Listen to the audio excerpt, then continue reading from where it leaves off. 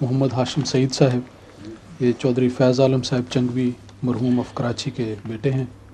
ان کے ماموں چودھری ہدایت اللہ صاحب کس بھی نمبر کے پہلے یا دوسرے یا تیسرے کس نمبر؟ بالکل درمیان میں پانچ بھائی، پانچ میں سے بیچ میں ہیں آپ؟ بیچ میں ماشاء اللہ. بھائیوں میں سے. جی جی کہ نانا حضرت مولوی رحمۃ اللہ صاحب مسیح موعود علیہ السلام کے صحابی تھے، باغاں والے کے نام سے مشہور تھے. جی.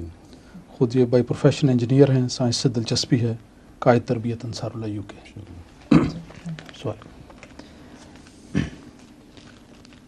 حضور، گزشتہ چند دنوں میں اور بلکہ چند مہینوں میں زمین اور آسمان میں بہت ساری نئی دریافتیں بھی ہوئی ہیں، اور بہت سے نئے جو راز جو ہیں قدرت کے وہ سامنے آئے ہیں. اور ایک وقت میں اکٹھا ان چیزوں کا آ جانا، یہ ہمیں کس چیز کی طرف نشاندہی کرتا ہے؟ مثلاً سب سے پہلے دمدار ستارے کا طلوع ہونا جو پرسوں سے نظر آنا شروع ہوا ہے. دیکھا آپ نے؟ جی حضور، کس وقت؟ آج صبح نماز فجر کے بعد. کل بھی دکھائی دے گا، پرسوں بھی؟ جی انشاءاللہ یہ 2 ہفتے تک اور مزید ہے. نماز فجر کے بعد دکھائی دیتا ہے؟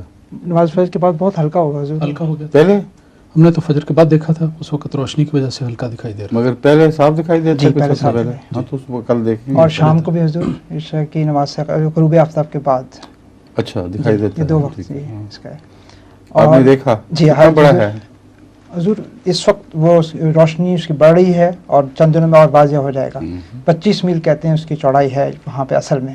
اور نہیں، آپ کو دکھائی دینے میں کتنا لگتا ہے؟ ایک عام ستارے کی طرح نظر آتا ہے، کافی روشن.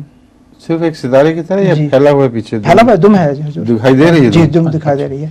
اور اس کی دم بھی بڑی فرق ہے. ہم ہمیشہ سمجھتے تھے کہ ایک دم ہوگی، اس کی 2 دمیں ہیں. اچھا. تو یہ بڑا فرق ہے، اور بڑا، اور کہتے ہیں 4000 سال کے بعد یہ آیا ہے واپس، اور بہت روشن ہے.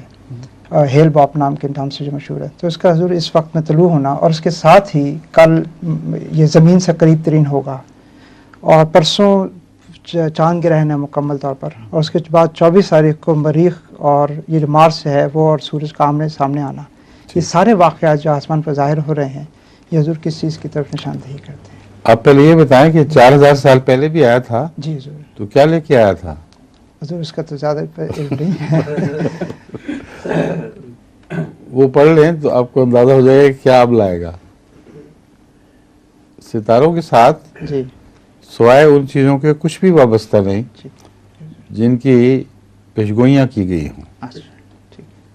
قرآن کریم نے جی سورج اور چاند کے ماند پڑ جانے، اندھیرے ہو جانے کی پیشگوئی فرمائی، جی اور اس کا تعلق اس پیشگوئی سے تھا جو پہلے مسیح بھی کر چکے تھے، جی یعنی مسیح کی آمد ثانی کی نشانی.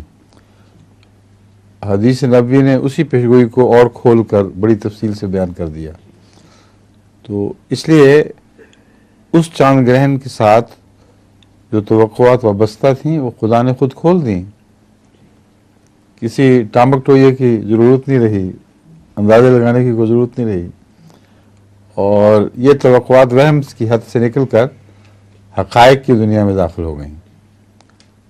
ایسے حقائق جو تبدیل نہیں ہو سکتے. تو ان تمام امور کی روشنی میں جو کچھ آپ بتا رہے ہیں ان کے متعلق مجھے بتائیں کہ آپ کے نزدیک کون سی ایسی پیشگوئیاں ان چیزوں سے وابستہ ہیں جن کی آپ توقع رکھیں گے؟ حضور سوائے چاند سورج کے گرہن کے اور تو کوئی نہیں، وہ بھی نہیں، وہ صرف چاند گرہن ہوا ہے، چاند گرہن. جی اور وہ رمضان کے مہینے میں نہیں. جی چاند ہوتے رہتے ہیں گرہن. جی جی ٹھیک. جی کوئی نہ کوئی اس کے پس منظر میں حضرت مسیح علیہ السلام کے اقتباسات، خدا تعالیٰ سے روشنی پا کر اپنے جو آسمان میں ہونے والی تبدیلیوں کو زمانے کی تبدیلیوں سے منسوب فرمایا ہے. اگر ایسے ملیں تو ان کی تحقیق کریں، پھر ان کو پیش کریں. ٹھیک ہے.